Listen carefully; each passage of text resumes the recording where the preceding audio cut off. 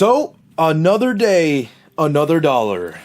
For Activision, not for you, because ladies and gentlemen, welcome back to another video. Today we're going to be diving down this freaking rabbit hole of Call of Duty Black Ops 6 and the colossal dog turd, well, actually that's not colossal enough, buffalo-sized mess that Activision has literally been digging itself into. Ladies and gentlemen, right now, we are actively seeing the only thing that I can describe as the active end of Call of Duty as we know it. Like, something has to change for Call of Duty 2025 moving forward for the franchise to literally be able to survive. Because at this point, Call of Duty is not only just a shell of its former self in copying things like Fortnite with the aesthetics and the different game modes that it tries to throw out, which, you know, that's subjective, whether you like it or not. That's, you know, that's up to you guys to decide. But the point is that the franchise itself is undeniably bleeding players dry. We are at a point in the life cycle where I was watching a video for Nero Cinema the other day, and the franchise right now is at a point where we have once again reached the same player base numbers, like active people playing the game, as there were in MW3 right before Black Ops 6 actually released. In other words, we are at the same point of players at the very end of a Call of Duty lifecycle, which is supposed to be when you have the least amount of players, you know, because everyone's hyping up the next release coming out. People are just laying that, you know, they're not really playing as much the previous release anymore. They're like, all right, let's just hold on, hype things up, get excited, look at the trailers, pre-order, blah, blah, blah. You know how it goes, the COD cycle over and over again. We are at that same point. It is literally as if Call of Duty Black Ops 6 has just not even released, as if it never even existed. Because right now, as it stands, the amount of players playing are the same that were playing MW3 right before Black Ops 6 even released. And ladies and gentlemen, as if that were just not bad enough, you have to ask yourself, why does this keep happening? Well, maybe because Activision won't stop sitting with their thumb firmly planted straight up of the only way that I can go ahead and describe this is that if you guys take a look at what happened recently, apparently Activision maybe made an oopsie, or at least I think is happening here is that this was maybe some sort of legal loophole, right? Because it cannot be a coincidence that if you went ahead and actually emailed or sent an email to one of the Activision support emails that they have on their website, you are actually, some people, well, let me rephrase that. Some people had been actually getting their entire skill ranking for this skill-based matchmaking. And ladies and gentlemen, what we have found out here in the past few days is that it actually tracks a lot more than just your skill. That's right, you did not hear me wrong. So let's go ahead and break this thing down. I'm actually gonna put on screen a little bit of a clip from Nero Cinema's video as well, stating exactly what it's literally tracking. So this thing not only tracks your score per game, which, you know, it's all right, that's understandable. I mean, score per game, skill-based matchmaking, I mean, sure, you can draw a correlation there as well, obviously. So that's something that's expected. Also, we have combat records. These things are already displayed on combat records for a fact. So we kind of already highly anticipated for this, something like this to be recorded in the background.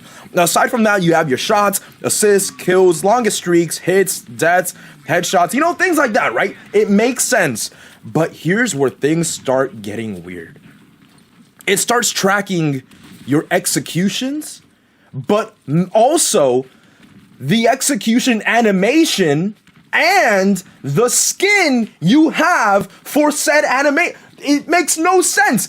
It literally goes with the patent that Activision had a few years ago that people found that literally stated that they were going to go ahead and put players who bought items from the shop into lobbies with other players who do not have said items in their own, store. Not in their own store, but like in their own inventory. Like, they didn't buy the items, right? So to break it down for you guys, in theory, you would have a player who, let's say, buys a Nicki Minaj skin, right? Going against a player who only runs the milsim skins all day long, right? And the whole idea behind this is that the Nicki Minaj player is going to take down the player with the milsim, and the milsim player is going to be frustrated and say, oh my god, I can't do anything right in this game. What do I do? Oh, well, maybe if I buy this bundle, I'll actually be able to play like they do. Maybe the magic is in the Nicki Minaj. I don't know how that, I certainly wouldn't wake up today expecting to say this sentence, but you know what? Here we are now, chat. Call of Duty has vindicated the whole community to a point where we literally have to bring this stuff up and have to talk about this because they are literally tracking you in every single which way. What is stopping them from not only doing that, but to make sure that the player running the milsim is actually feeling like they're getting dominated, you grab a whole bunch of people who have a high skill rating, right? A lot of kills, high scores, going against people with milsim and purposefully lower skill ratings as well, right? Because that's the only way you can assure that the lower players going to feel like they're getting pub stomped by the high tier players with all these skins, right? It almost feels like the skin gives you powers. Like you get like some sort of special privilege just for having this kind of skin.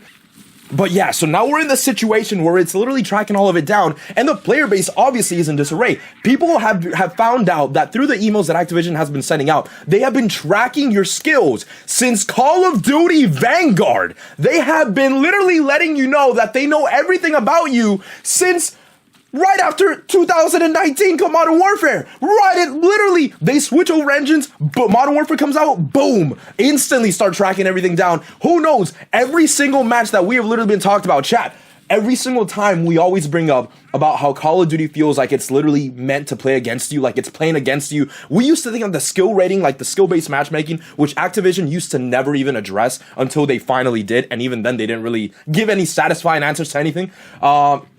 We used to literally talk about how it was kind of ridiculous how every single game felt like it was being catered so that way you could lose and the bad players would just be playing with other bad players so they would be safe. And you know, I'm not going to pretend like I'm breaking new ice here, right? We have had lots of YouTubers in the past, particularly YouTubers such as Near Cinema, you know, Exclusive Ace, Blame Truth, like all those amazing guys in the past have already gone in and ran their tests in the back. You know, they have found out that Call of Duty has always had a sort of skill-based matchmaking, but whatever it was back then, when I say back then, I mean like Black Ops 4 and prior, was obviously nowhere near as much as now. Back then, they used to actually mainly focus on ping is king, right? It was always connection-based. It was mainly like you would get online, hop on, and find that you were playing against your buddy that was maybe like a few houses down the street or something like that. I remember playing back in the day Modern Warfare 3 against someone who actually went to my school in a completely random online game. Why? Because it ran off of ping. It was actually basing it off of, you know, statistical, like the best connection, like statistically the best connection that it can offer you. Nowadays, not so much. You will literally end up playing against a group of a bunch of Europeans before you play against someone from your neighborhood because they are within your skill rating. And so what the game is meant to do is to appeal to the very casual gamer, you know, by giving them these protected lobbies in a way, the people who can barely, you know, walk straight, what I like to call the employed lobbies, which is where I fall in as well, right? Like you have the group of people who always jump in the lobby, they start playing their games. They don't do the best, but they don't do the worst. And, you know, they just jump in for like 2 to 3 games, have a blast, and then sign off, maybe do the same thing next day. Maybe they don't do it until next week, but they do come back every once in a while. And that leaves the hardcore players to literally go against sweats 24/7. Not to mention that if you hop into ranked play, the game is literally made right now with such a horrible ricochet anti-cheat system that if you hop into the highest tier of ranked play games, you are literally only playing against hackers 100% of the time. It is actually stupid how high the percentage of hackers are in this $70 game that they refuse to go ahead and address. Not only that, but when they have sort of addressed this issue, they don't outright come out and say, hey, we made a mistake, you know, this and that and the other. Right now, as it stands, even the zombies community is suffering. Like, right, that's the thing right now with Call of Duty. It's bleeding players everywhere. In the zombies community, you guys watch Mr. Waffles, because I know that I do. He literally talks about how the zombies community is getting like patches into like Easter egg steps that were not bothering anyone. If we are dealing with Treyarch in 2025, ladies and gentlemen, we are dealing with a Treyarch that literally spends time and resources on patching things that were not bothering anyone to begin with, on patching things that would not affect anyone because zombies are not other players. Zombies are just they're just the intelligent. It's literally just the game's AI. They're NPCs just roaming around trying to chase the player. What does it matter what I do to them? They are not actual people. They're not going to complain. They're not going to say that I'm cheating. They just are. And then there's a bunch of ones and zeros and they go away and that's it. That's the end of the story. Why is this such a big deal? Why do they patch this insignificant step in an Easter egg that, on top of that, Mr. Awful Awfuls brought up a great point in saying, how many people actually complete the Easter egg? Now, how many of those people actually complete the Easter egg with speedrunning tactics? And how many of those people complete the Easter egg with speedrunning tactics while also running a shock charge glitch on Terminus Island? It makes no sense. The amount of people, the percentage of player base that they are catering to with bug fixes like this, it's not worth it. Their efforts would be better spent by taking the resources and applying them to the greater overall zombies experience, right? Whenever you have something where in the Easter egg it breaks the steps to an Easter egg, and you just can't complete onto the last level, focus on that, man. I obviously loved playing zombies in Black Ops 6, and I say love because I uninstalled the game, but I actually do still enjoy playing it on it from time to time. You know, the vermin on the high rounds are unreal in the amount of damage that they do to you. They're unreal. They're stupid unreal, and that has to be patched. And I think I actually was patched in the past, but right now with Treyarch, you can't really know for sure because we've had issues that they have quote unquote said that they were patched in the past that actually weren't, and you know they have to go ahead and reassign that onto the Trello board. It is right now madness and chaotic. With the latest event with Squid Games, we now then realize that their own game modes, right? Their own new game modes, such as the red light, green light, or dead light, whatever it's called, something light. The servers are not actually appropriately handling so many people's responses in the servers. Now, I don't know how big of an issue this is, right? I've seen a lot of other people complain about how they literally stop as soon as the song ends, and they still end up dying anyway because the server just makes it so that they walk around just a little tiny bit, enough for the game AI to notice and then have you get killed, right? And that just goes all the way back to the issues where you literally die around corners, right? Like the server tick rate, I think something, I don't remember who exactly said this in the past, but the server tick rates, they're very low, like Call of Duty for a company that is literally owning a franchise, and this company is Microsoft, right? With billions of dollars, potentially trillions with a T as well, in profits, and you know, like just throwing around everywhere. How is it you cannot just upgrade your servers to the quality of other games that we have nowadays in 2025? That boggles my mind. I don't know how it's been this long. And you know, it's not something that it's just coming up now. We've had people complaining in Warzone about how they literally see the blood splatter animation coming out of their own, the players that they shoot, and yet the hits don't register in the game for a long time. Call of Duty catches wind of this. You know what they reply? Oh, well, you just weren't hitting them. They're trying to actively gaslight their player base into thinking that the issue is not them because we did it all correct. We're not going to change anything. It's not on our hands. You must really suck at the game. This is your problem. When the problem is not that, you know, oh man, I'm really bad at aiming. It's that the game is literally giving you the active feedback that there's blood splatter, but I'm just not doing any damage. That's the problem when you can't play the game because the game does not know how to play itself. Ladies and gentlemen, I don't know how much further this rabbit hole can go before something's gonna snap. And I don't know what it's gonna be. If it's gonna be Activision leadership's, you know, if they finally snap and realize, you know what, we're bleeding too many players. This has already gotten past the point of Modern Warfare 2. This is really bad. We have to do something now. What do we do? Oh, I got an idea. Let's fix the game. But instead, you know, we're here with the other option that is the more likely option, which is who's going to snap first? The player base. The player base is going to snap. They're going to say, dude, enough is enough. I'm paying you $70, a premium title for a game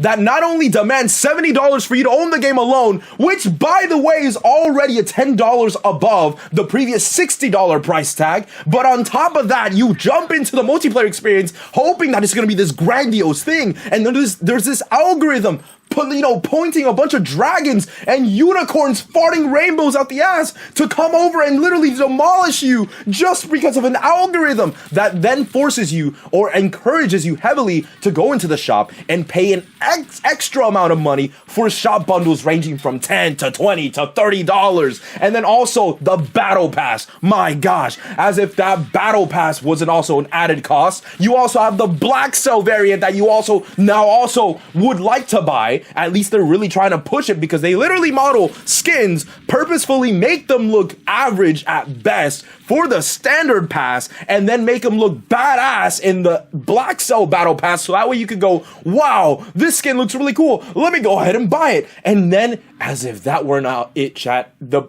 cherry on top is that now with the Squid Game event, you have a paid track for an event and a free, this is a premium game, and they're treating it and they're nickel and diming their player base as if this was actually a free-to-play game. Ladies and gentlemen, this feels more like an investment into losing your sanity than an investment into actually having fun with your friends. And that is why the player base is leaving, and that is why we, in channels like myself, literally became on the channel just to go ahead and say enough is enough. We need to talk about this because someone's got to have the conversation at the end of the day. And the more people that Activision, hopefully, whoever at Activision is actually surfing the web, I don't know that they're going to land on my video. I kind of doubt that they will. But if for whatever offshoot, whatever reason, the algorithm on YouTube blesses my video and an Activision developer actually watches this, please, for the love of everything holy, just fix your game. We're losing our sanity because right now we don't even know if your game is actually going to work, and yet you still want to charge us as if not only does it work well, but it's also going to be the best experience since sliced bread. We need to know what's going to happen next, and we need answers, quite frankly. Every single time there's something big going Call of Duty's way, the whole reactionary response of just shrug it under the rug and just pretend that it's not there and ignore them long enough so that way, we'll forget about the problem. Not this time, Activision. Not this time. We're not going to forget about it because there's always going to be channels like myself, Blame Truth, Nero, whoever else is out there making these kinds of videos that are going to keep reminding you guys that, chat, we have had enough. Enough is enough. And there's only so much more we're going to take. Right now, at this point, I don't advocate for anyone to jump in and actually buy the brand new Battle Pass, all these premium features in the game, because the game itself is broken. It doesn't work. The game is actively working against you, aside from the fact that it exerts all this money. Why would I want to encourage people to participate in that? On the contrary, chat, when you're dealing with a corporation such as Activision, Microsoft, whatever the heck, where you realize that the only language they understand is profits and money, sometimes that means by, process of elimination, you have to hit them where it hurts, in the pockets, in the wallets, right? So obviously that would mean if you ever get the chance to not buy the next game, maybe think about everything they've been doing over, because right now they've literally shown you that they care more about their own investors, which, naturally it's a corporation. Of course you would need to cater to the investors, but there's a fine line to be able to do this so that it doesn't feel like you're actively literally grabbing the player base by the shoulders and then jumping in and out all the time to screw them over well and done until they have no more money to bleed dry for you. There is a way to do this where everyone is happy, or at least most people are happy, but right now, this is not the balance, ladies and gentlemen. So with that being said, I hope you guys enjoyed today's video. I am sorry for the past few days I wasn't really posting. I think it was like the past 2 days or something like that. But I am back now. It's New Year's celebrations. But we're back now, ladies and gentlemen. And I hope to see you guys again tomorrow on another video. Everyone take care. Peace out and have a great one.